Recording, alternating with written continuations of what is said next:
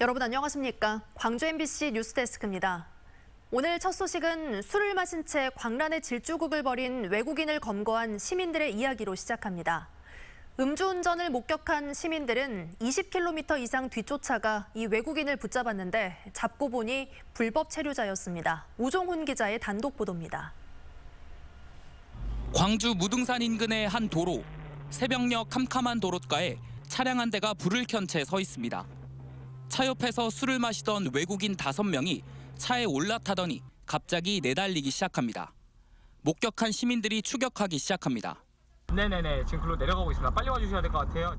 도심에 들어선 음주운전 차량은 비틀거리며 차선을 넘나들더니 규정 속도를 무시한 채 급격히 속도를 높입니다. 신호를 어기고 교차로를 지나면서 좌회전하던 차량을 아슬아슬하게 비켜갑니다. 약 40분 동안 20여 킬로미터를 도망치다 결국 멈춰섰는데 차에 타고 있던 외국인 5명은 뿔뿔이 흩어집니다. 저 사람들은 술을 먹었다는 게 딱 이제 보일 정도로 냄새를 맡아도 알 정도로 그렇게 술 냄새가 많이 났습니다.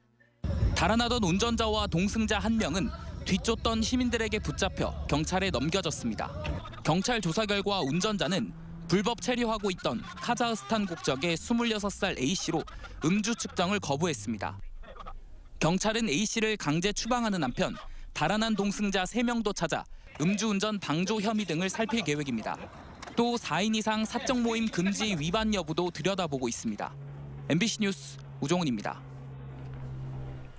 코로나19 4차 대유행이 지속되면서 여름 피서지로 인기를 끌었던 지역의 관광지들도 직격탄을 맞고 있습니다. 특히 여름 한철 매출이 전부라고 할 수 있는 계곡 주변 상인들의 피해가 극심합니다. 강서영 기자가 다녀왔습니다. 여름철이면 수많은 인파가 몰리던 광양 백운산 일대 계곡. 하지만 올해는 작은 가족 단위 이용객만 드문드문 보일 뿐입니다. 식당과 산장 인근 평상들도 텅 비어 있습니다.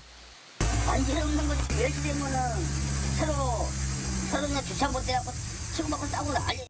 이번 여름에만 백운산 계곡 일대의 식당과 물놀이장 등지에서 10수명의 코로나 확진자가 발생한 상황.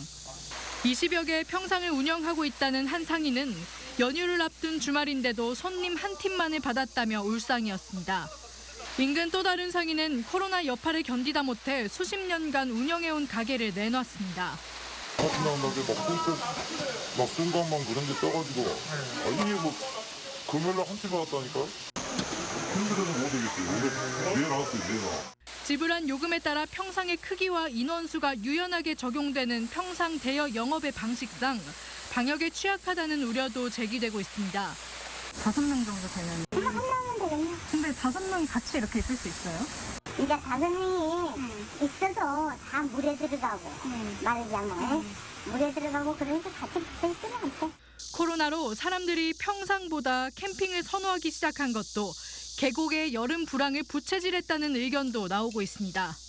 평상은 이제 좋긴 한데 아무래도 이제 옆에 분들 많이 있고 시끄럽고 하니까 이렇게는 이 공간에서 그래도 마스크 벗고 밥을 먹을 수 있는데. 오랫동안 여름 인기 휴양지 자리를 지켜왔던 백운산 인근 계곡들이 코로나 시대를 맞아 유례없는 여름 불황을 겪고 있습니다. MBC 뉴스 강서영입니다. 코로나19 장기화는 고용시장에도 악영향을 주고 있죠. 실업급여 수급자와 지급액도 크게 늘었는데요. 하지만 임금 생활자가 아닌 자영업자들은 경영난으로 폐업을 해도 실업급여와 같은 사회보험 혜택을 기대하기 어려운 상황입니다. 보도에 조현성 기자입니다. 작은 건설업체에 다니던 60살 김모 씨는 최근 일을 그만두고 실업급여 신청을 위해 고용복지센터를 찾았습니다. 아직은 돈 들어갈 때가 많은 가장에게 길게는 9개월 동안 한 달 200만 원 가까이 나오는 돈은 적지 않은 힘이 됩니다. 제가 옛날에 받았을 때는 얼마 안 됐어요. 근데 지금은 최저임금이 많이 올라가지고 꽤 많다 하더라고요. 올 들어 광주 지역 실업급여 지급자는 5만여 명, 지급액은 1,730억 원에 이르렀습니다. 지난해 같은 기간과 비교해 실업급여 지급자와 지급액 모두 15% 이상 늘었습니다. 코로나 장기화로 고용 사정이 나빠진 데 따른 것으로 추정됩니다. 하지만 정작 코로나로 인해 가장 큰 타격을 받은 자영업자들은 이 같은 고용보험 혜택을 받지 못하고 있습니다. 올 들어 광주에서 5만 명의 임금 근로자가 실업급여 혜택을 받는 동안 폐업을 한 뒤 실업급여를 받은 자영업자는 40명에 그쳤습니다. 자영업자도 고용보험에 가입을 할 수는 있지만 보험료 부담에 실업급여 요건도 직장인보다 까다로워 고용보험 가입률이 1%에도 안 되기 때문입니다. 이제 코로나 상황에 대해서 미처 생각하지 고려하지 못한 부분도 있었을 거라고 생각을 합니다. 근데 이제 가입 부분들은 이제 좀 차츰차츰 근소 하나만 이제 증가하고 있는 추세입니다. 코로나19가 시작된 이후 1년 3개월여 동안 광주에서만 전체 소상공인 점포 중 20%가량인 19,000여 자영업자가 경영난을 이기지 못하고 문을 닫았습니다. MBC 뉴스 조현성입니다.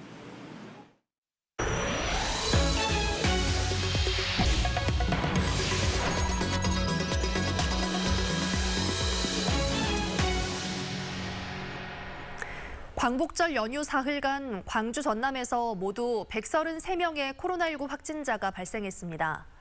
광주에서는 종교시설을 중심으로 한 확산이 이어지며 지난 14일부터 69명이 확진 판정을 받아 누적 확진자는 3,720명이 됐습니다. 전남에서는 타 지역 확진자 등을 통한 확산이 계속되며 같은 기간 65명이 확진됐습니다. 방역당국은 감염 경로가 다양해지고 경로를 조사 중인 확진자도 늘고 있다며 방역 수칙을 준수해달라고 당부했습니다. 이처럼 코로나19가 확산하는 가운데 광주 전남 교육청이 2학기 전면 등교에 대비한 집중 방역에 들어갔습니다. 광주시 교육청은 다음 달 3일까지 집중 방역 기간으로 정하고 각급 학교의 거리 두기와 방역 지침 숙지 여부, 유사시 대응 체계 등을 점검합니다. 전남도 교육청도 기숙사와 돌봄학교, 예체능학교 등 학교별 특성에 맞는 방역수칙 준수 실태를 다음 달 10일까지 집중적으로 살피기로 했습니다. 더불어민주당의 대선 후보들이 네거티브 공방 속에서도 공약 대결을 펼치고 있는데요. 대선 후보들의 주요 공약이 어떻게 다른지 알기 쉽게 비교해드리겠습니다. 오늘은 먼저 후보들이 내놓은 불평등과 양극화 해소 방안을 살펴보겠습니다. 윤근수 기자의 보도입니다. 이재명 후보는 심해지는 양극화와 불공정의 원인을 저성장에서 찾습니다.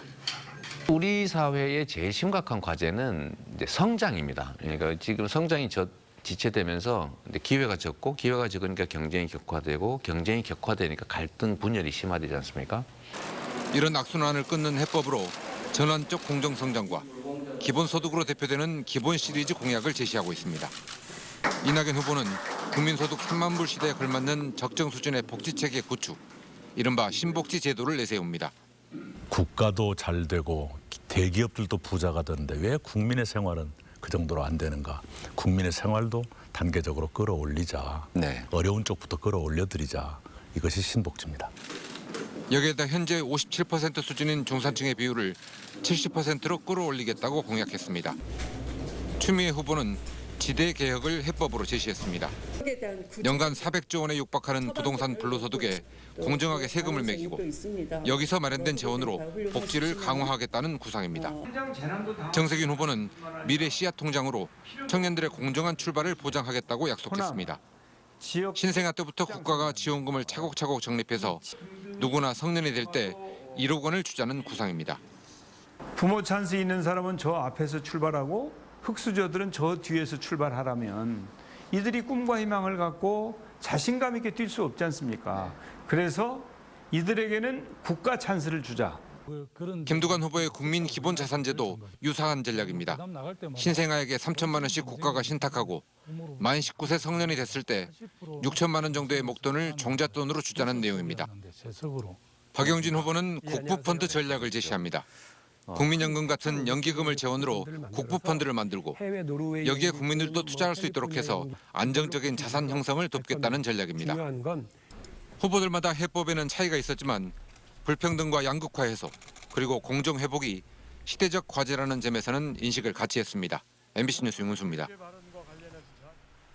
전국에 있는 지역 농협들이 개별적으로 운영하고 있는 김치 공장을 통합하기로 했습니다. 브랜드 단일화와 비용 절감을 통해 김치 시장에서의 경쟁력을 높여보자는 취지인데요. 수익성의 한계를 느끼고 있는 지역 농협도 새로운 변화를 기대하고 있습니다. 문영철 기자가 보도합니다. 전국에 운영되고 있는 농협의 김치 공장은 모두 12곳. 이 가운데 2곳을 제외한 10곳의 공장이 통합을 추진합니다. 이들 김치 공장은 길게는 30년 동안 각 지역 농협이 독자적으로 운영해왔지만 김치 소비가 줄고 경쟁이 치열해지는 상황에서 새로운 활로를 찾기 위해선 규모의 경제가 필요하다고 판단한 겁니다. 대기업 같은 경우는 마케팅을 과감하게 해서 계속 시장을 늘리고 있고, 상대적으로 농협은 그 조그마한 지역 농협에서는 각각 김치 공장 운영하다 보니까 이 시장에서 입지가 좁아지고 있는 거죠. 전남에서는 순천 농협과 여수 농협이 김치 공장 통합에 참여합니다. 특히 1993년 출범한 순천 농협의 김치 공장은 지난해 100억 원에 가까운 판매 실적을 올리며 매출액 증가세를 이어가고 있습니다.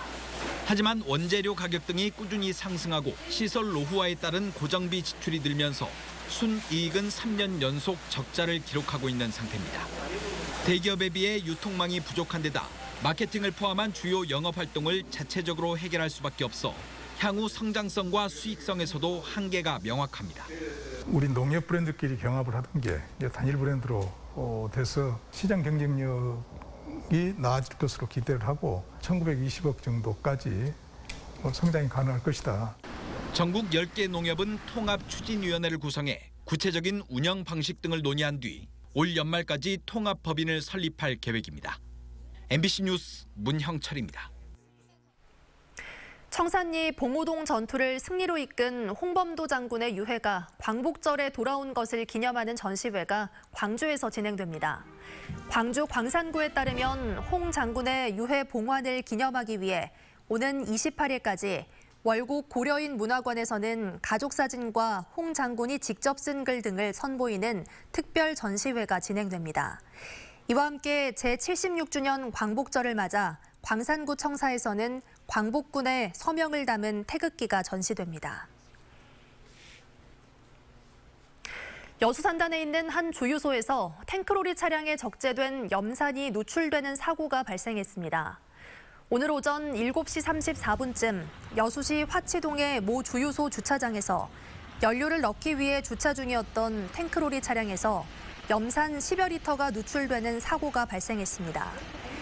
소방당국은 사고 발생 40여 분 만에 긴급 마금 조치를 실시한 뒤 정확한 사고 경위를 조사하고 있습니다. 법원이 직위를 이용해 아들을 목포신항만에 특별 채용시킨 전 목포해양경찰서장에 1심과 같은 징역형의 집행유예를 선고했습니다. 광주지법 제2형사부는 뇌물수수 혐의로 기소돼 1심에서 징역 10개월에 집행유예 2년을 선고받은 전직 해양경찰 간부 59살 A씨의 항소를 기각했습니다. A씨는 목포해양경찰서장으로 재직하던 지난 2017년 지인인 전 목포신항만 운영 대표이사와 공모해 아들을 부정 취업시킨 혐의로 기소됐습니다. 광주시가 지역대학 홍보를 위해 슬로건 공모전을 진행합니다. 광주시는 내일부터 청소년들이 지역대학으로 진로를 결정할 수 있도록 홍보 슬로건을 공모받고 모두 8편의 수상작을 선정해 상금 등을 시상할 계획이라고 밝혔습니다. 연령과 거주지 제한 없이 누구나 공모할 수 있고 수상작은 심사를 거쳐 다음 달 17일에 발표됩니다. 광주시가 승객 감소로 소득이 줄어든 전세버스와 마을버스 기사에게 소득 안전자금을 지급합니다. 광주시는 코로나19로 인한 매출 감소가 인정된 전세버스와 마을버스 법인이나 개인 운전기사에게 다음 달 중 1인당 80만 원의 소득 안정자금을 지원하기로 했습니다. 신청 가능한 대상은 최근 2개월 이상 근무한 현직 기사로 대상자들은 다음 달 3일까지 소속 회사에 신청서를 내면 됩니다. 전라남도가 중국 시장 판로 개척에 나서는 중소기업을 지원합니다. 전라남도는 중국 충칭시와 저장성 항저우 지역 등 중국 시장에 진출하기를 희망하는 도내 중소기업을 대상으로 오는 25일까지 전남도 수출 정보망을 통해 신청을 받아 온오프라인 제품 판촉전과 현지 바이어 상담 등 중국 시장 진출을 지원할 계획입니다. 전남도는 올해 3차례 걸친 중국 시장 개척단 파견을 통해 525만 달러 규모의 MOU 체결 등을 이끌어낸 바 있습니다. 폭염으로 바닷물의 수온이 크게 상승하면서 수산당국과 어민들이 피해 예방을 위해 구슬땀을 흘리고 있습니다. 완도군의 경우 올해 바다 수온이 지난해보다 4에서 7도가량 상승함에 따라 10개 읍면 어촌계 179개 어가에 차광막과 액화산소를 긴급 지원하고 어민들과 함께 상시 예찰 활동을 펼치고 있습니다. 여수시가 고수온과 적조에 의한 가두리 양식장 피해를 막기 위해 지원에 나섰습니다.